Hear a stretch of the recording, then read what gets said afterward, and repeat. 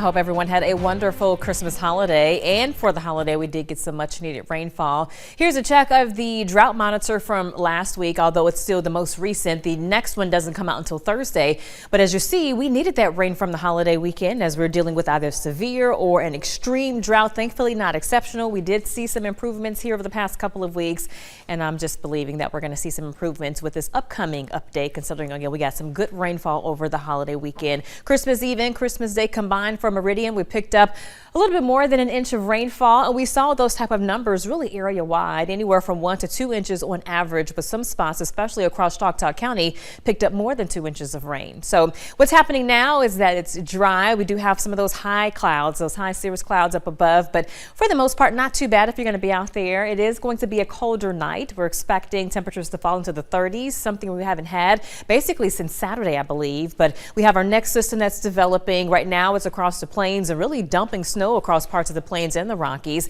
But the system will be shifting east as we go through time in terms of the actual low pressure area, but it is going to swing a cold front our way. So again, ahead of it, we are expecting a cold night. We're talking mid-30s heading into tonight, and then tomorrow morning, here's 6 a.m. But then ahead of that actual front, we're expecting temperatures to kind of reach the 60s. So it's going to get above the average until the front crosses. Then behind the front is going to give us a reinforcing shot of colder air. Right now, we're looking in the upper levels of the atmosphere, and this is an upper level low, and this is showing how deep that cold air is going to be in terms of atmospherically. We're going to have some deep layer cold. This blue is going to really settle in heading into our Thursday and then into Friday. And again, that means that we're going to have to deal with some really chilly temperatures, which could be supportive of snow if we had moisture in the area. We're not going to have that locally, but as you look, let's say with the time clock Friday, 8 o'clock in the morning, again, that colder air that's going to be deep layered will support snow potentially across places like Memphis, maybe even Birmingham. I'll put this in motion. This is one particular forecast model. We call this the GFS. And again, it is expecting the potential for some snow to fly across parts of Tennessee, again, possibly northern Mississippi,